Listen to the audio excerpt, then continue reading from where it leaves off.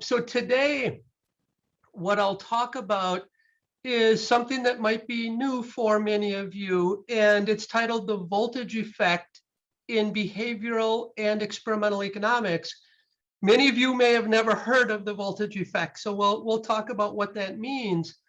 But in general, this line of research I think about as the science of using science. And you'll get a sense about why I call this the science of using science. Now, I want some takeaways before I get started. And the first takeaway is I want you to think about this voltage effect as something that I would say is nearly a law. So I know in economics we have various laws, law of demand, law of supply, law of comparative advantage, etc. And they're not like the laws in the physical sciences, of course. We do the best we can with our laws, but I want you to think about this as I think it's so far when you look in the data, it's nearly a law. Now, what is this law I'm talking about? The voltage effect. So the voltage effect I want you to think about is when I do an initial experiment, let's say in Chicago Heights, which I'm going to talk about today, and I get a great big result, a big treatment effect in the Petri dish. When I scale that either horizontally or vertically or both, and I'll define those terms in a moment, when I scale that research or that program, the mountain that I had before turns into a molehill. So there's a big voltage drop, okay? Now, when we think about scaling, my research in the past several years has identified what I call the necessary vitality of an idea or a policy. And I'm going to call these the 5 vitals. This is what my lecture will be based on today, is the 5 vital signs for a good idea or a policy that will scale. Now, in doing this exercise, I think many cases we talk about policymakers need evidence-based policy. What I'm going to argue is that we need to reverse the way we think about evidence and about policy, and we need to think about policy-based evidence, okay? And then number 4, in this new research world, I want us not only to think about whether an intervention works in testing mechanisms, but I want us to think about for whom, where, under what terms, and at what cost. Because before doing that, it will be impossible to scale a result with any confidence, okay? So let's talk about where we are now. Matthias talked about my own work. I started doing field experiments in the early 90s. And it was at baseball card shows and these sports card conventions where I would go in and buy, sell, and trade. And as a graduate student, I would do some field experiments to try to explore various theories and auctions and bargaining, et cetera, et cetera. The main goal there was to test economic theory and to figure out when theory was right, when it was wrong, and when it was wrong, think about the necessary amendments to that theory through the lens of using the world as my lab. Seems like a sensible first start. Now, what was always left on the sidelines and what I'm going to call the next frontier is, can that idea or intervention scale? What's the science behind that expectation? And if I was to do a research program that in my mind, I wanted it to scale, say I'm doing this research to test theory alone, that's fine. But if I'm doing this research to test theory and to create something that can scale and change the world, I'm going to argue you need to take a different research approach than when you're simply testing theory. I'm not making a normative statement that one of those two are right or wrong. All of my papers typically test a theory, but some of them also want to change the world through some intervention that I want to scale. in that world, we need to think hard about our initial design, okay? Now, how I want to show that is, it was great that Matthias mentioned Chicago Heights, because this has been a project that I have paid a lot of attention to over the last close to 15 years. Okay, and I'll explain what this is in education. So the general idea is, can I use field experiments to learn about the education production function in a way in which I can learn theoretically important insights in the education production function, but I can also create cost-effective, efficient programs that can scale. So these were the two stated objectives 12 years ago, when Matthias was right, from scratch. I literally didn't build a building, as he correctly said. I didn't build a building. What we did is we built programs. And those programs actually started in adolescence. That's where my research agenda began, with 15 and 16-year-olds. And we found that we can get some impact. But in these communities, so the community of Chicago Heights, 95% of families are on food stamps. These are communities that have essentially been left behind. This is the inner city problem in and around Chicago, as well as the broader United States. So in my two high schools here in Chicago Heights, where I'm running field experiments as my laboratory in Chicago Heights, we have about 2,000 kids that start high school every year. Only about 800 of them will end up getting a high school diploma. The other 1,200 will drop out. Typically, they drop out around their 16th birthdays. So we started our programs around then. But what we quickly realized was that when a 16-year-old enters your experiment and they're reading at an 8-year-old level, or they're doing math at a 9-year-old level, it's very hard to make deep game changers in that person's life. You can change, and we have a few studies on this. If anyone would like to see them, they're published in various journals. You can make an impact, but it's not a deep impact. You've missed the brilliant engineer or the brilliant physicist. Their train is gone already by the time they reach 16 and 17, typically. Not always, you don't want to give up on them, but typically. Okay, so what did we do? We started our own pre-K program. And the pre-K program is called the Chicago Heights Early Childhood Center, or CHEC. And this is a program that was carried out in the very beginning with Roland Fryer and Steve Levitt as co-PIs.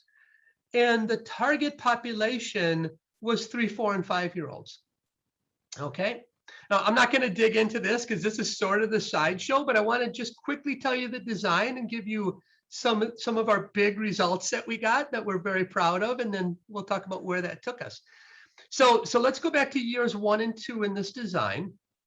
As I mentioned, we're in like year 12 or 13 now. We had about 1,500 kids who signed up, and we randomized those 1,500 kids into one of 5 treatment cells. Treatment cells 1 and 2, these are all-day pre-K programs where the child's school year starts in September. It ends in June, and they come to our classrooms from about 9 in the morning till 3:30 in the afternoon. Okay, so group 1 and 2, these are identical except for one difference. Group 1 uses a curriculum called Tools of the Mind, which is a curriculum that in the 1930s, Vygotsky introduced. He's a Russian psychologist. He introduced this as a curriculum that is advertised to push executive function skills or non-cog skills. Okay, in group 2, which is a different building and different classrooms, we use a curriculum called Literacy Express. This is a curriculum that is advertised to push cognitive skills. Okay. The other three groups to complete the design, groups 3 and 4, are what we called parent academies. These are completely off the shelf, off my own shelf in my own office, curriculum of my imagination. So we invented a parent academy where in these cases, we would actually teach the parents directly, and we would never teach the children ourselves. We would teach the parents to teach their kids. And it was various COG and non-COG and et cetera, health care, et cetera. The only difference between groups 3 and 4 is how we incentivized the parents. In group 3, we gave them cash incentives. They could earn up to $7,500 per year. Why $7,500?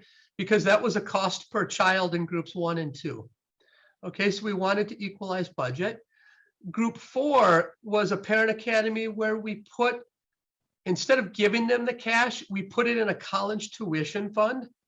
So when their child went to college, they could then use that fund to send them to college. Now, these kids are sophomores and juniors. So we have tracked them until, since they've been 3 or 4. And the idea here is to try to look at parental investment over the life cycle. When you have a really strong incentive to invest, which group 3, of course, had early on, and then group 4 has a continuous reason to invest over time. And group 3 doesn't necessarily have that, at least in a pecuniary sense. Okay. Then group 5, these are, I would say, the unlucky kids. This isn't the case, though, where we give them a sugar pill and tell them they're getting the good stuff. It's not that at all. They're told, you are in the control group. We would still like to continue to talk to you. Obviously, we need to, because we give them standardized test scores and we give them different surveys and different experiments. But this is a group that we did not give anything to beyond that directly.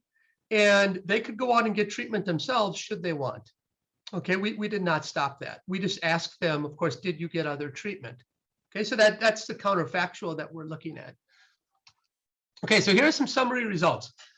What I have here is, this would come from standardized Woodcock-Johnson tests. It's crazy. The Woodcock-Johnson has cognitive tests from 2 to 102, which are nationally normed, which is very nice.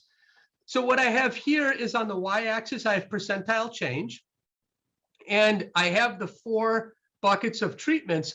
These are all in relation to the control group. Okay.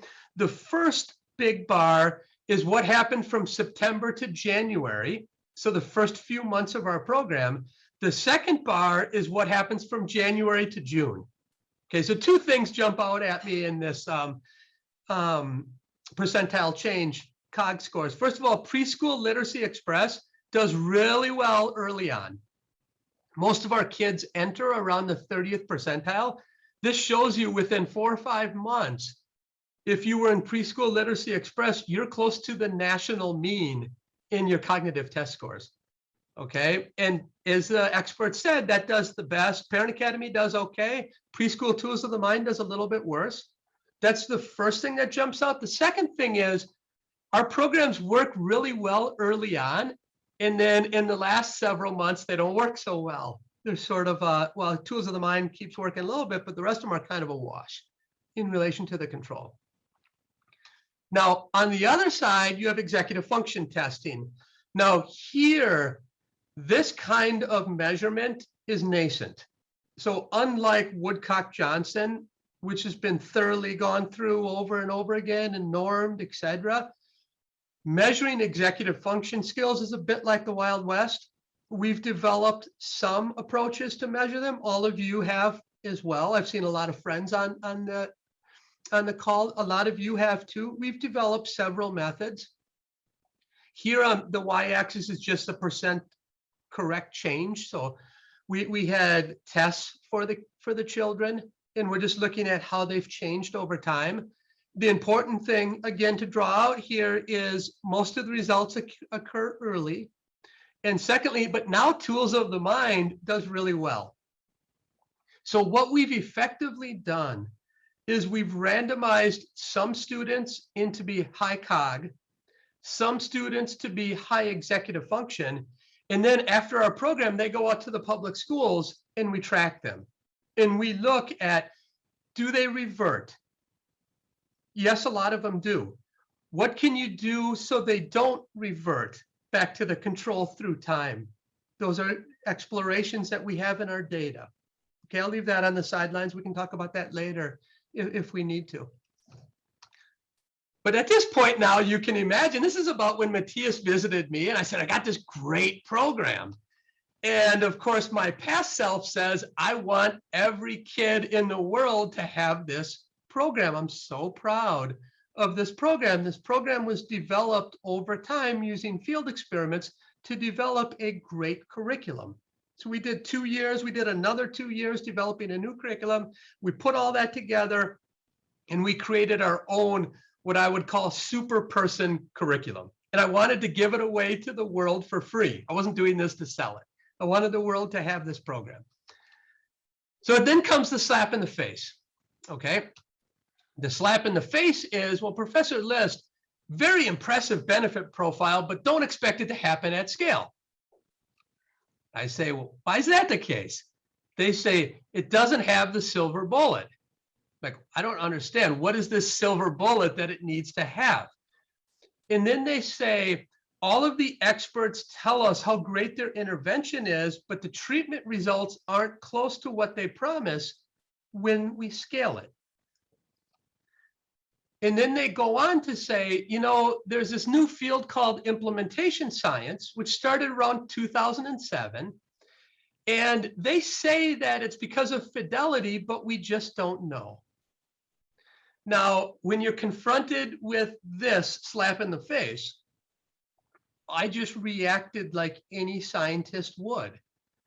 I want to explore, is this really true? Is there a silver bullet I need to be looking for? And what is the science behind my expectations of whether my own science will scale? Okay, that's the voltage effect. They were essentially telling me, John, your mountain will turn into a molehill. Okay, first observation. This is a lot like when I started my research in charitable giving in 1998. I was challenged to raise money at the University of Central Florida, and I went and talked to all the experts, and everything, for the most part, was gut feelings. We have a gut. And there was very little economics and modeling, et cetera. And we started a research agenda on the science of philanthropy. And a lot of you on the call have done research in that area alongside me. This is the same kind of moment I had when I started thinking about scaling. Why? Because when I looked at the implementation science literature, there was no economics in that literature.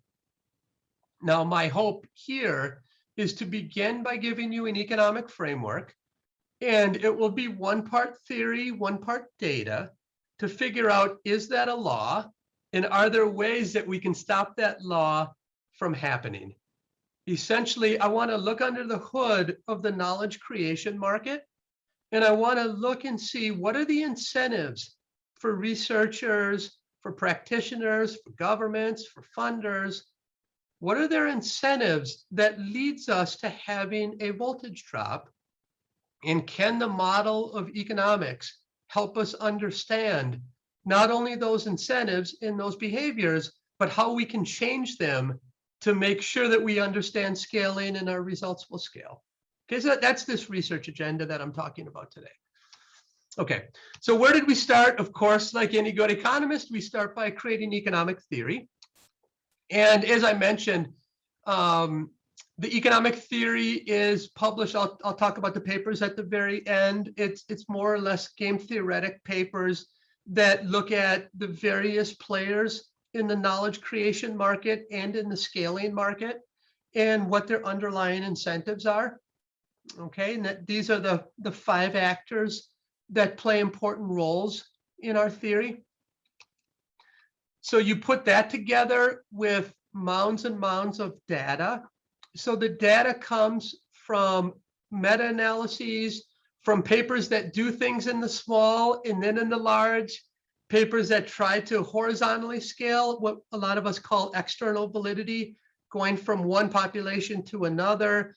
staying in the same population, scaling it up. It's what I call vertical scaling. You have a lot of papers all over early childhood, healthcare, et cetera, that have different levels of scale and impact. So I'm putting all those papers as well into the hopper, along with the economic theory, which is telling me where to look. And then together, what comes out is these 5 vital signs. Okay, so my thesis is this isn't a silver bullet problem. So the experts who I talked to right away who said, your idea doesn't have a silver bullet, that's wrong. I want you to think about more along the lines of the Anna Karenina problem. Remember the first line in Anna Karenina? Happy families are all alike. Each unhappy family is unhappy in its own way. That's a lot like the scaling problem.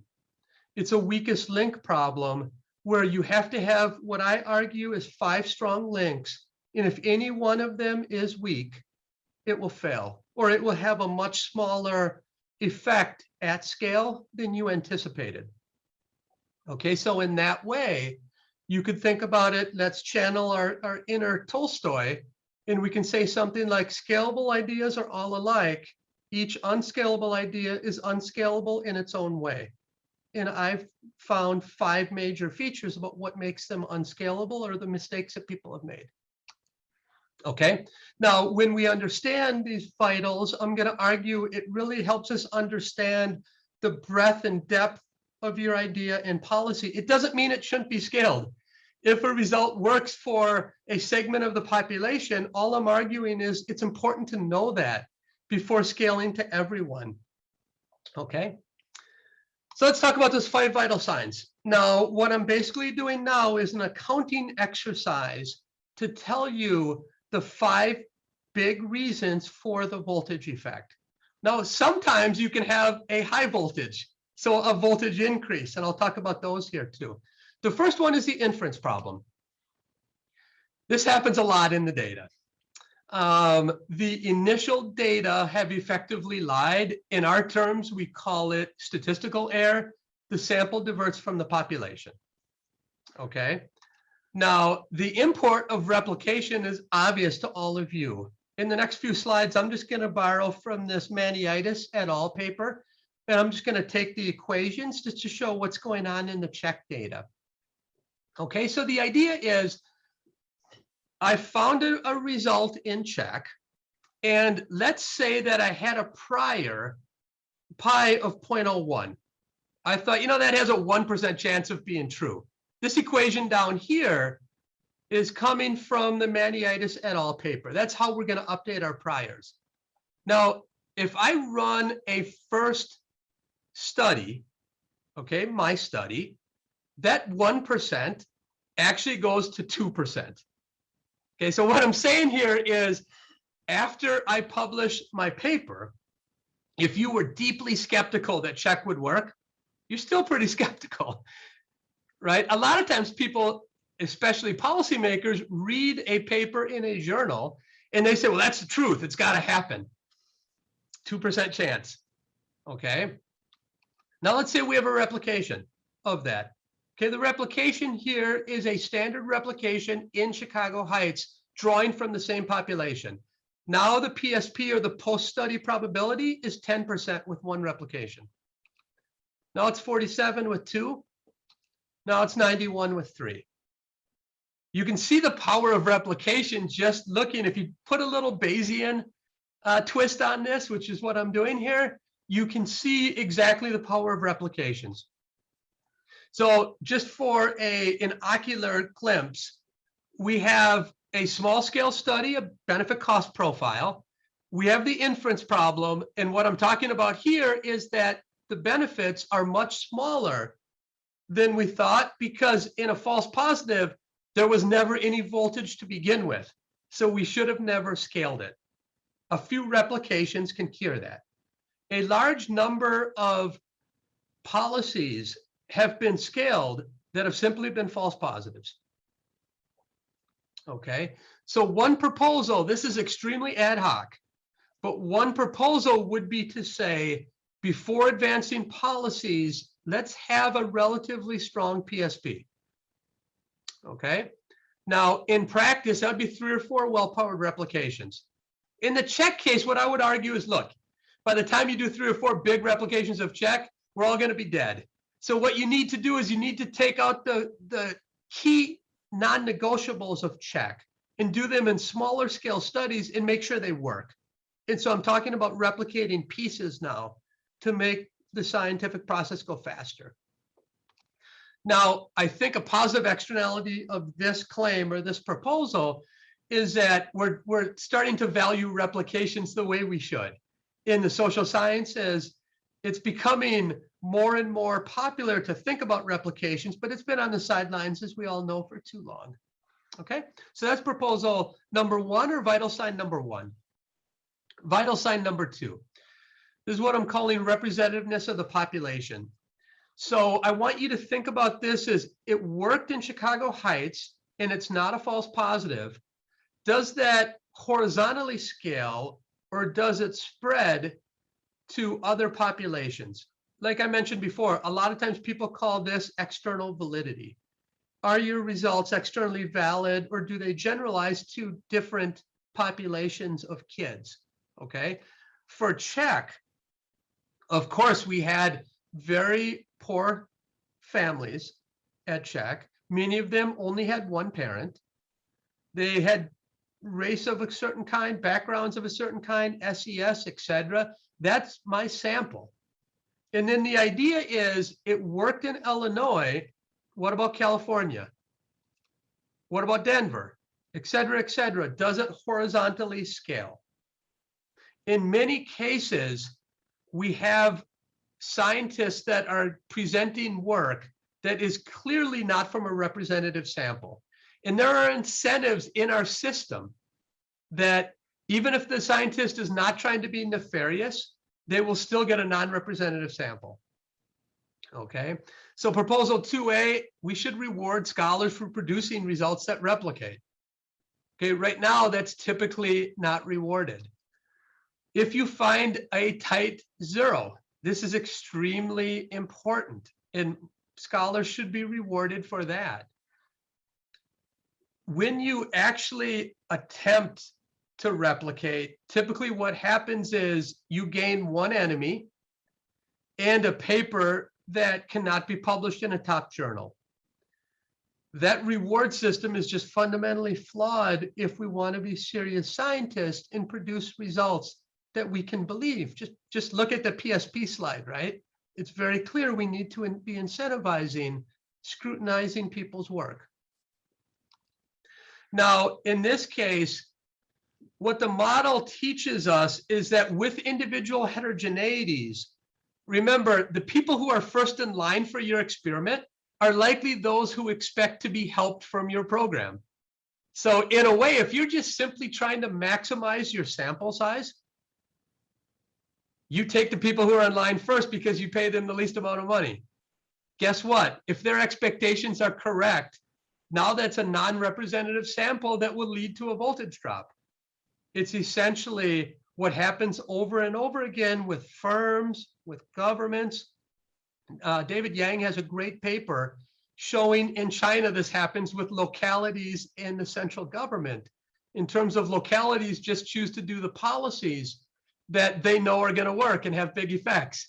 And then they report up to the central government, and the central government adopts them, and there's a huge voltage drop.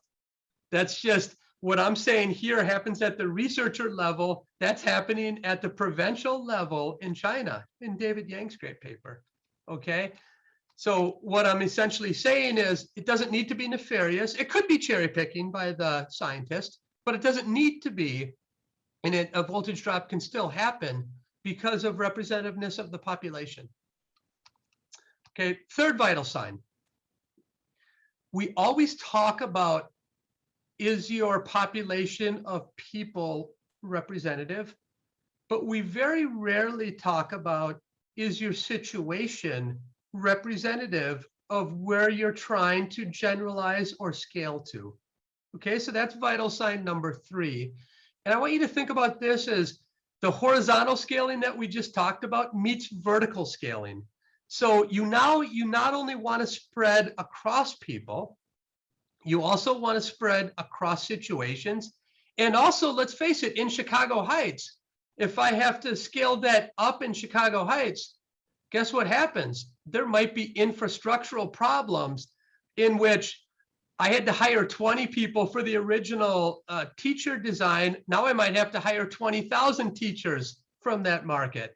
Guess what's going to happen? They're not going to be as good as the original 20. There's going to be a voltage drop.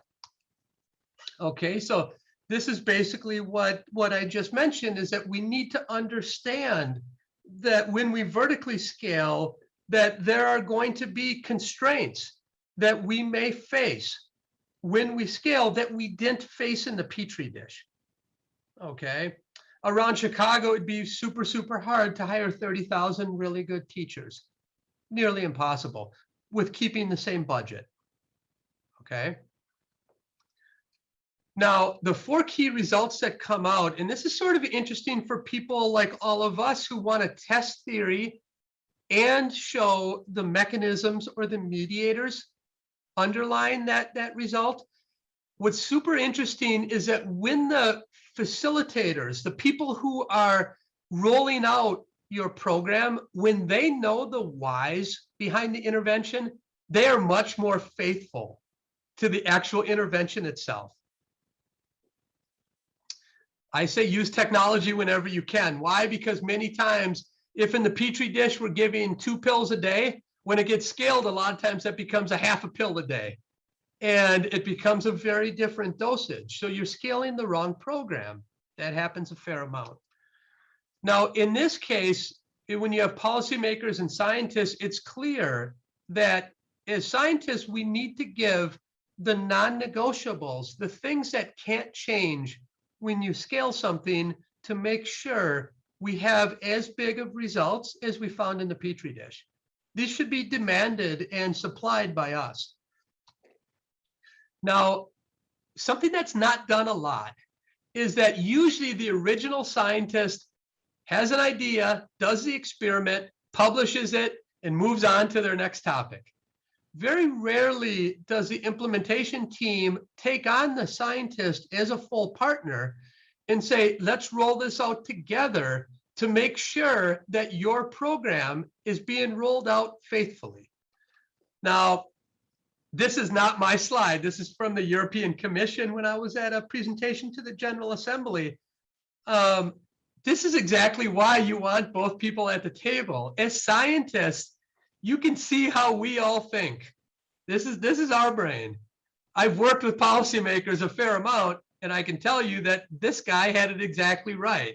This is a typical policymaker, what they're thinking about.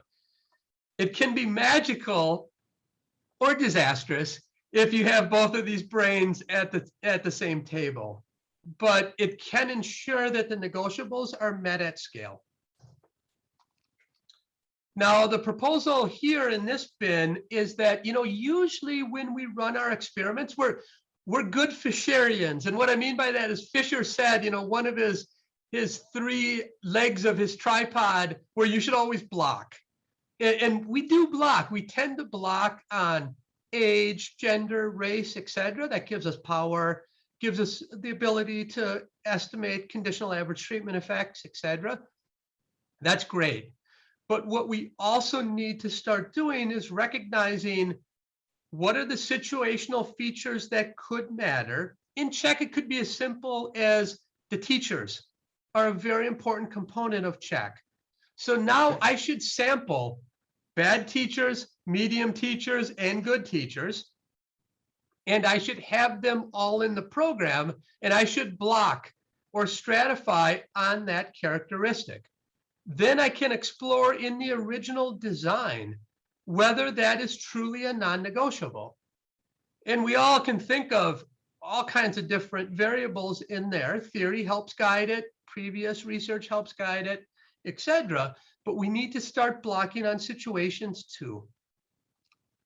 That's what I call policy-based evidence. Okay, when I talked at the beginning about evidence-based policy should be policy-based evidence, this idea is envisioning the constraints at scale or the target population in bringing those features back to the original design. Okay. Now, if there are any policymakers on this proposal's for you, because I'm growing tired of policymakers rolling out programs in ways that make it nearly impossible to test. The only way you can test them is before and after. And that's crazy. If we want to be serious about figuring out the science of using science, policymakers have to get into a cadence where when they roll out a policy, sure, if everyone has to get it in the end, great. Just do it overlapping months rather than giving it to everyone at the same time. Do it 1 month, then the next month, and do an overlapping. There are ways to do this, rolling it out. Just give the researchers a chance to explore how big are the effects at scale. That will help a ton. There are just way too many policymakers that don't think about, I think about this as an empirical hierarchy. What I want you to do is do an RCT, do a field experiment. You might not want that because of political constraints or because you just don't believe in it. Well, then just introduce it, rolling it out in a natural experimental type approach to where we can learn from early on versus later. And that gives us a shot to at least learn about the policy. Okay, so the representativeness of the situation now is the voltage effect occurs, again, because of the benefit side, in part because of implementation issues. There are some meta-analyses that say 30% of the voltage drop in what I would call this bin, which is a bin of my imagination, of course, is due to administrative fidelity. That's why I focus so much on when you scale it up, let's make sure that we're faithful to the original design. That's property of the situation. Now, of course, that's the negotiables and non-negotiables. And then this is my proposal about evidence-based policy. Okay, so that's vital sign number 3. Vital sign number 4 is we should understand spillovers and general equilibrium effects. Okay, so here's what I mean by that. Let's start with spillovers. A really dramatic result in our data is that there were a lot of spillovers from treatment to control.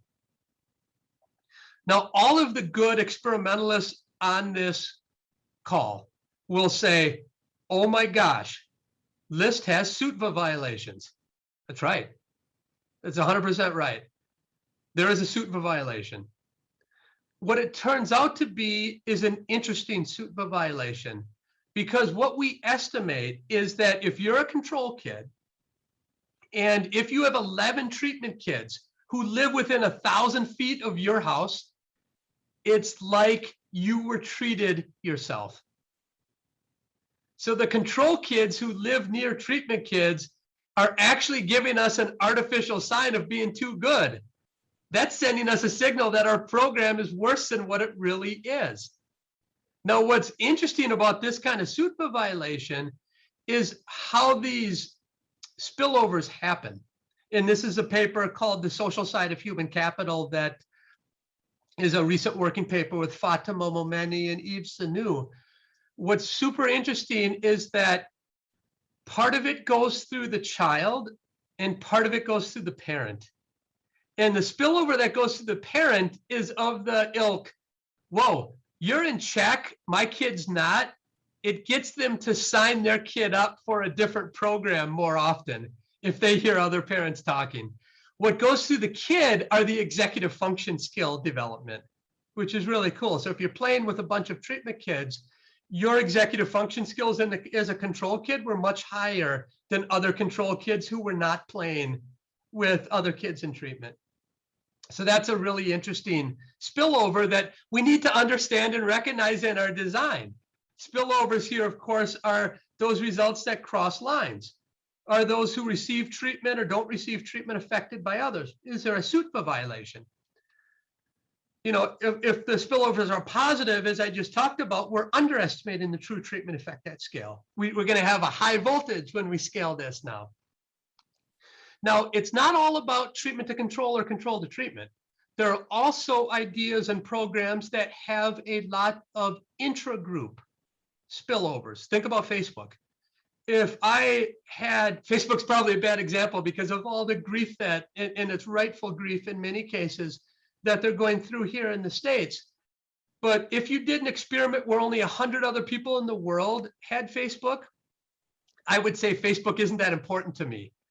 But if all of my friends and all of my potential friends and all of their potential friends were already on Facebook, Facebook would have a lot higher benefit for me. That's a spillover as you scale, right? They're called network externalities. As you scale, the good itself or the service itself becomes more valuable. So that's high voltage through the benefit side and network externalities, okay? Now, the other side of spillovers, which I group all into one bin, is general equilibrium effects.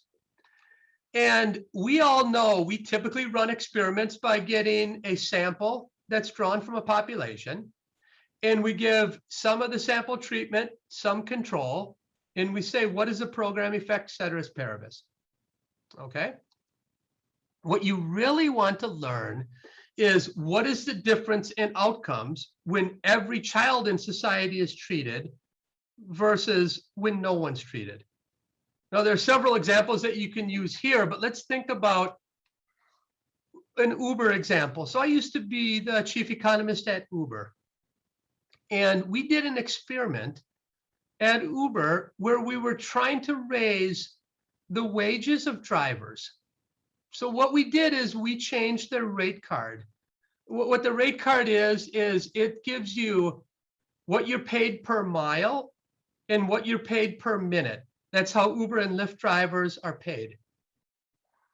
So for 5% of the drivers, we raised their per minute and per mile rate cards. And what happened is that raised their wages, and in turn, they worked more.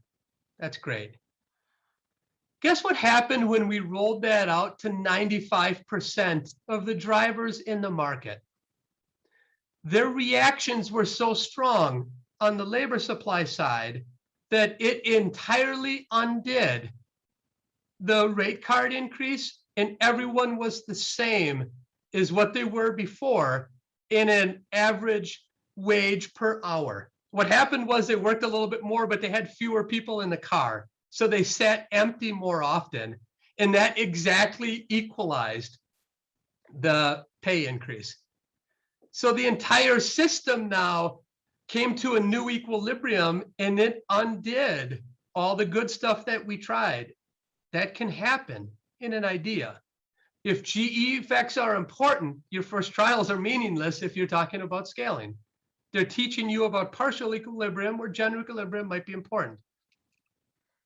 Now, in a general equilibrium sense, of course, it's again going through the benefit side. There's a voltage drop on the benefit side. Okay? Now, so far, we've been talking about demand, demand, demand, demand. And that's entirely where the implementation science literature is. They're not talking, of course, about spillovers and GE effects, but situation and stuff like that. But they are talking about benefit side completely. Of course, you have to have the supply side too. And that's our bread and butter, as we all know. And here we are essentially asking, are there scale economies or diseconomies? You know, if I maintain high quality teachers, what do you think is going to happen to my budget if I have to hire 30,000 excellent, top-notch teachers? I need to go up the supply curve and convince some people who are going to Wall Street to become a teacher. And the only way I do that is to increase the wages, the market clearing wages. There, the voltage drop is through the supply side or the cost side if I want to maintain the benefit profile. Now here, of course, the voltage effect is occurring in an altogether different place. It's occurring along the lines of, am I using inputs that have features that have economies of scale or diseconomies of scale? It's that simple. And I've never seen papers written in this way. In fact, when I think about my own papers, I don't think I've ever talked about, well, here's a program that I want to scale. And by the way, you should be considering the supply side, and here's what's going to happen on the supply side, and give like a benefit cost estimate of what's going to happen at scale. I don't think I've ever done that in one of my own papers. It might be out there, but I just rarely see that happening in our experiments. But if we want to be serious about scaling, of course, it has to happen. Now, there you have it. So when I talk about the 5 vital signs, these are the 5 buckets that will pick up what I would argue, if not nearly every reason why we have observed the voltage effect, and what a model will help us understand, at least our model, revolves around these 5 vital signs. Now, if you want to look at some academic papers, the one that I'm drawing from mostly here is the IER paper, which is titled The Science of Using Science Towards an Understanding of the Threats to Scaling. You'll see some accessible papers and AER papers and proceedings in the Journal of Economic Perspectives. What we're doing in the Journal of Economic Perspectives paper is we're going to the medical literature. Medical literature has this problem too when they think about scaling. You know, they do the first trial as an efficacy trial. But unlike us, a lot of times we as economists also do an efficacy trial, but then after we report it and move on, we forget to say, by the way, that was an efficacy trial. And we don't have phase 1, phase 2 set up in the social sciences, which is really what I'm talking about, replications and trying to understand what are the non-negotiables. That's sort of my way of saying phase 1, phase 2, phase 3, and to understand in many cases when we set up an experiment, Vernon Smith always said this. He said, when I set up an original test of an experiment, I want to give theory its best chance. And that's fine. That's an efficacy test. But after you do it, it should be recognized as an efficacy test or an efficacy program. And then we should start poking before publishing it and having people in DC or your favorite local government say, that's the truth now. Because the scientist has moved on to charitable giving or auction theory or whatever. Okay, so that's a few papers. We have a few other ones, but these are the main ones that I'm drawing from here.